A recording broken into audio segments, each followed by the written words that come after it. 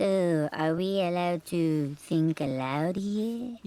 Yes, you're allowed to think as aloud as you can.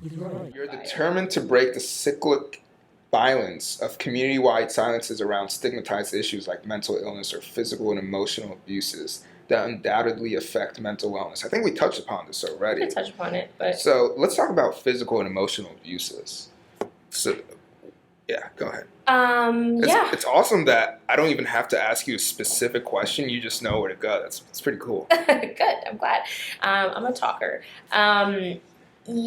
So thinking about the cyclical nature of these things is that this is how it's been done, and unfortunately what ends up happening is just because something has been done a certain way, we assume like, oh, why change it? Why fix something that's not broken fully, because it is broken? And I think that a lot of these things come into play, like violence of silence, which was like a part of my thesis subtitle. It's violent to be quiet about things. That's perpetuating violence, whether we're talking about abuse, whether we're talking about mental illness. You were talking about that group chat, right? And they were like, oh, don't talk, like TMI. What does that mean to police people to be quiet, right? Because that's harmful. At the end of the day, that's always going to be harmful, because either you're judging them, either they're not going to be able to get the help they need because they're not telling anyone, which is what ends up happening with physical and mental abuse of any capacity, right? It's so ingrained in shame. People are shamed for experiencing those things. Like, victims are shamed for experiencing domestic abuse, verbal abuse. Like, we automatically make judgments about the person, which is wild if you think about it. But a lot of those things are normalized in different communities, and particularly with women. There is a rhetoric in Muslim communities of what makes a good Muslim girl, and a lot of that has to also do with being quiet. Like, soft-spoken women are always seen as, wow, like they must be so pious, they must be so modest, as if women that aren't those things can't be modest or pious or good women, whatever that is. I mean, it's in America too, honestly. Like, I'm talking about I mean, so when I specify communities or religions or identities, it's only because I don't want to make blanket statements about everyone in the whole world, but the communities that I've researched, many of those identities I have as well, right? I am Muslim and I'm South Asian, but that doesn't make me, if I was just a Muslim South Asian woman, that doesn't make me the expert of all things that are Muslim South Asian women, right? But I'm only talking about the communities I've researched and the patterns I've seen from research and from other literature, and other ethnographies than mine. When I watched this TikTok, and it was like this really outrageous Arab man that was like so he was intimidating to me. Like, I was watching the TikTok and I was intimidated by this dude. And so his wife was clearly intimidated in the TikTok, and it was like really weird. And he outrageously, like, he basically fit every single stereotype there are about Arab and Muslim men. And I was like, come on, dude, are you serious? Like, you're making our work so much harder. But the comments under there are like, and this is what they're talking about. Like, the comments under there were a bunch of Americans, and I think just Western people in general, going, oh yeah, we're not, and this is the religion you guys want us to accept, and this is Islam is peaceful, quote unquote, and they were like quoting us and all this stuff. And I'm like, well, I'm looking at TikToks right after that where it's like a white dude being terrible to their daughter, being terrible to their mother, or to their wife, and all they're saying is, this is a bad guy. It's like, well, why don't you attribute that to Christianity? Why don't you attribute that to whatever they are? Like, how come whenever us Muslims do something, it's Islam, but like whenever any other religion does something, oh, it's the individual? Because we're the minority. So we're always, for minority identities, whether that's race, religion, gender, whatever, for some reason, people always attribute it directly to the minority identity, which is how white privilege comes into play, because when a white person does it, we don't automatically think it's their race's fault, right? When a white kid shoots up a school or a church, we don't automatically say it's because he's white. We're thinking about his mental health, and we're giving him that grace. So unfortunately, with minority identities, people will make entire judgments about the community as a monolith, which is where those harmful rhetorics come, and then it's normalized. So okay, all right. It's how about with, I would say, like, I don't see anything I don't really see Jewish people doing anything like that terrible, honestly. So maybe that's why I don't know. But even with Jewish people, like when they do something in this country, no one really says, "Oh, it's because they're Jewish." Because Jewish people are white passing. And some of them, and until recently, though, right? Because that rhetoric was attributed to the Jewish community at some point too. Okay, Jewish you're folks right. experienced racism in this country too, and it's a new thing, I think, particularly in our generation, that we're not seeing that or we're not feeling it as much. But you're right, a lot of the Jewish community is also white passing, and so when that minority identity is invisible, it's also easier to get past it, right? You don't automatically attribute those things to them because you don't blaringly see it in their face. Skin color, you blaringly can see in someone's face, and other things like gender or whether someone's wearing a hijab and those pieces. So unfortunately, minority identities always have to deal with different kinds of policing and fitting into the norm.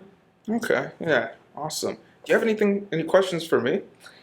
I was going to ask you, you touched upon the physical and mental, like, what are you thinking about particularly? Like, are you thinking about something specific in the Muslim community that you've seen? No, I just don't think it's something that's talked about. Oh, okay. And I see it both men and women. Like my mom works with a lot of like children, and so children are like the best.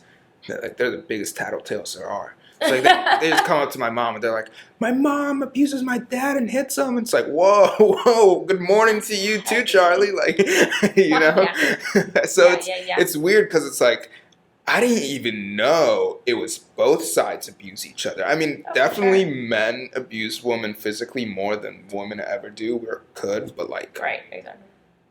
it is both. Mm-hmm. Do you deal with that? Like, how often do you see that in the Muslim community? I mean, I will say, like, the communities I work with right now are not just Muslim, so maybe I wouldn't be able to give a fair response to that. Just in America, how about that?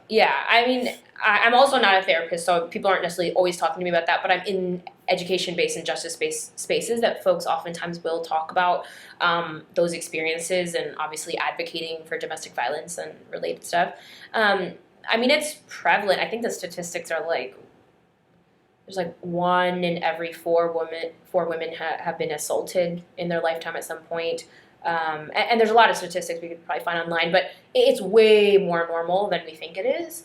And like you touched upon before, it's probably even more common if most people talked about it, but it's stigmatized. Whether we're in the Muslim community or other communities, it's stigmatized everywhere. And so most people that are being abused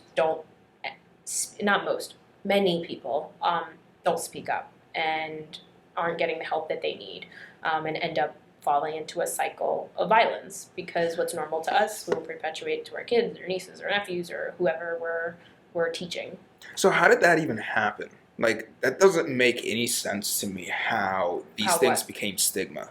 Like, how did mental health become a stigma? How did someone's emotions become a stigma? How did someone being abused or raped become a stigma? Like, that doesn't make any sense to me.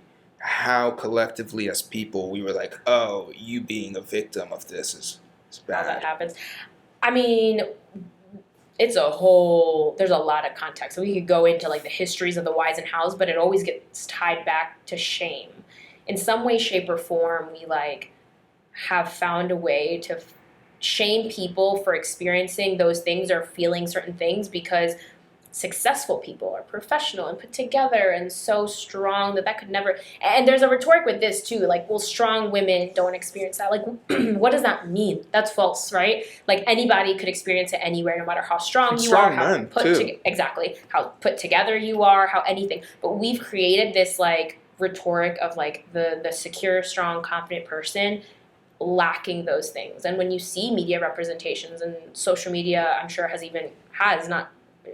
it definitely has fastened this, when we see these successful, beautiful influencers doing this stuff and having the cars and having the beautiful children, like, we automatically assume like, well, this is what we see, all the good stuff. They must just have like be wonderful, have lives that were void of issues or abuse or any other trauma. And that's typically just not true. We don't see it. I am seeing a surge now of influencers talking openly about their mental health, about past traumas, about past abusers, things like that, which is powerful, because then this whole notion of TMI is like thrown out the door. Like, if we normalize that these things happen, then people will feel comfortable enough to actually speak up about it. And then we're no longer silenced by shame, because it's like, why are we associating shame with something that people didn't choose to be put in those situations, right?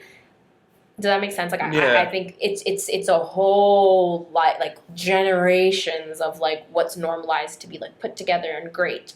And we've been chipping away at that barrier and that stigma, and finally I think mental health, or at least caring about mental health, is being normalized. I'm not sure if mental health itself is too, because you'd be surprised how many times I hear people like advocate for mental health and say like, oh well, of course therapy's good, or of course we should think or talk about these things, but not in my family. Like, we're all fine. Like, we don't need to go to therapy. Or, like, my child doesn't need to go to therapy. Like, but other people, I love it for other people. And it's like, why?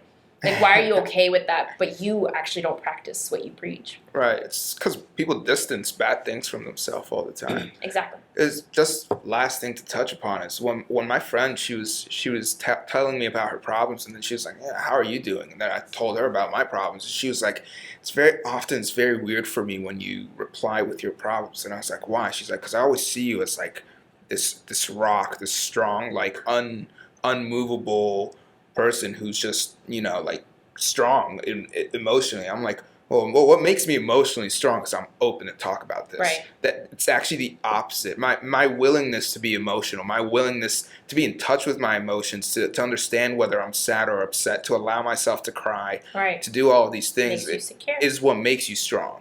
It's complete opposite narrative. Right. And if like one thing I can get out of this podcast is that. Yeah. Is that your emotions, your mental health, you being emotional makes you stronger, not weaker. Yeah.